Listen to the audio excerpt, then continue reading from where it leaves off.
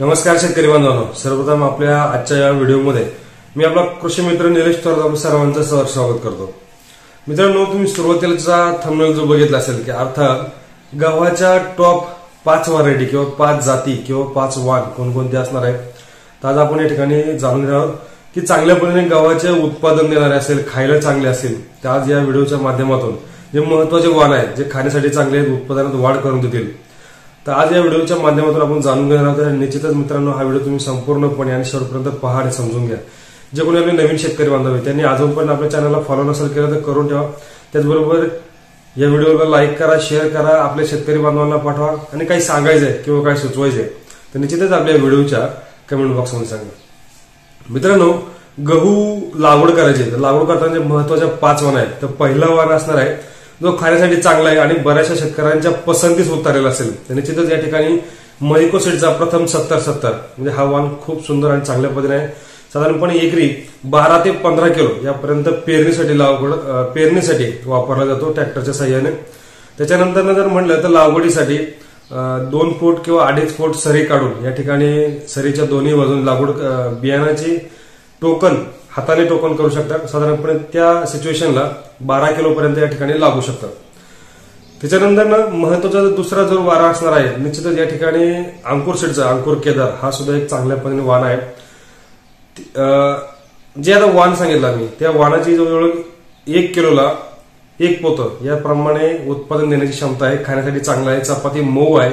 त्याचबरोबर आपल्या जसं आपल्या जे पोळ्या करतो आपण, जे आपले सणसुदी असतात, या सणसुदीला आपल्या ग्रामीण भागामध्ये म्हणा किंवा शहरामध्ये ज्या पोळ्या केल्या जातात त्या पोळ्या सुद्धा चांगल्या पद्धतीने निघतात। विशेष म्हणजे चपाती मऊ आहे, म्हणजे चांगल्या पद्धतीने खाण्यासाठी पोषक हा आहे। त्याच्यानंतर दुसरा जो बघितला की अंकुर सीडचा केदार हा सुद्धा सुंदर येते आणि चांगल्या पद्धतीने काम आहे। एकरी 20 किलो बियाणं पेरण्यासाठी लागत असतं।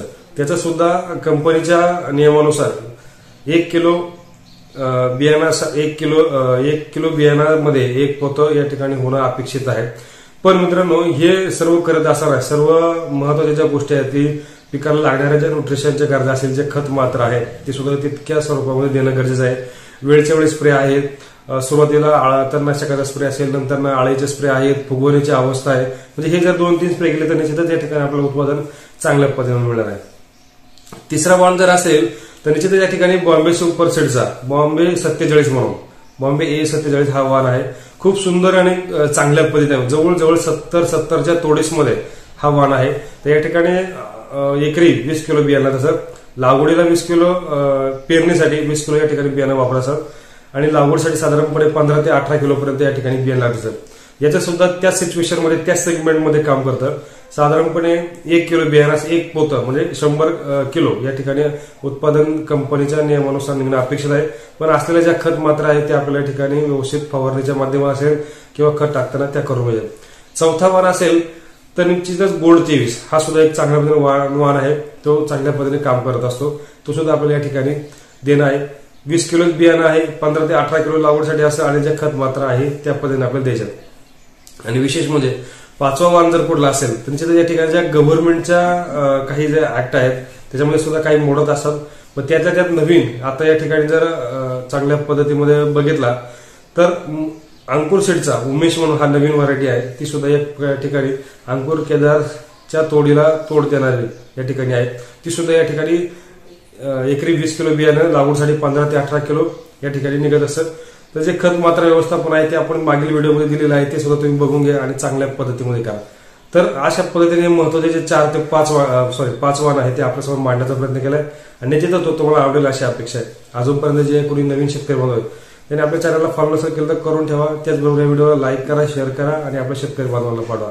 निश्चितच मित्रांनो, जे कोणी नवीन शेतकरी बांधव आहेत त्यांनी आपले हे जे महत्वाचे 5 वाण आहे हे सुद्धा चांगल्या पद्धतीने उत्पादन आणि कमवून देणार आहे, त्याचबरोबर खाण्यासाठी विशेष म्हणजे चांगले आहे। तर अशा पद्धतीमध्ये आपल्यासमोर छोट्याशा वेळामध्ये माहिती सांगण्याचा प्रयत्न केला आणि निश्चितच ते तुम्हाला आवडली असेल अशी अपेक्षा करतो। धन्यवाद।